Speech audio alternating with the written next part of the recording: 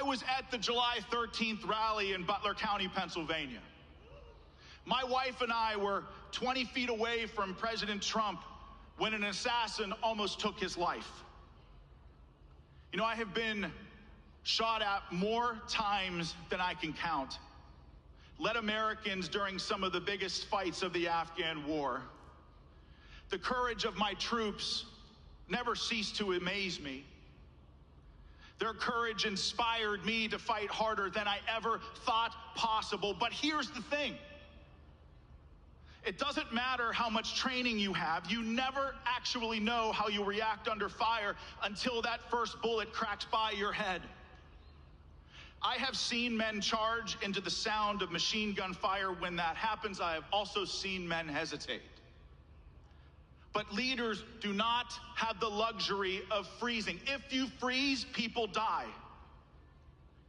And in the moments after the first bullet was fired, I knew instantly it was sniper fire.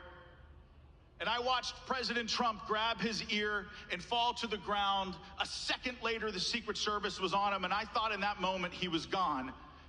America and the world changed forever. In those frantic seconds after the attack, the crowd held their ground. They did not panic. They did not flee. They did not hurt each other.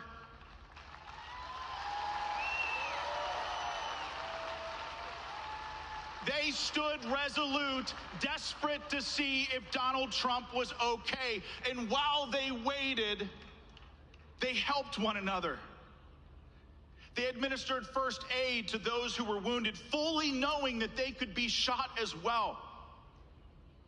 These are the very same people who for years have been insulted and mocked by the Democrats and the media. You have been called deplorables. You have been called bitter clingers. You have even been called a threat to democracy. But my fellow Americans, I am here to tell you that nothing could be further from the truth.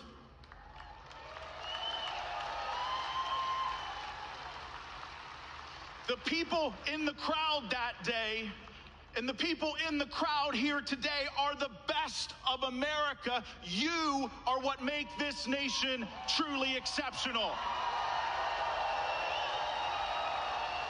You.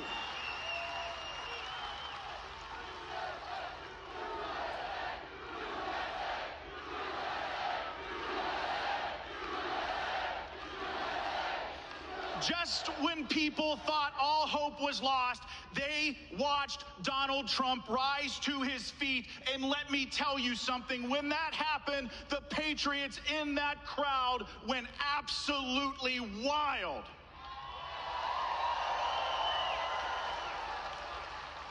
Then President Trump raised his fist, blood covering his face, and he said three words that will go down in history. And those words were what? Let me hear.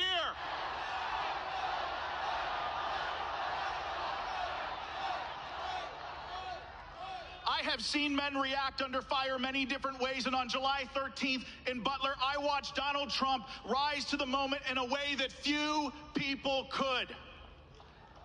And in those moments, and in that moment, he transcended being just a politician. He became an American icon.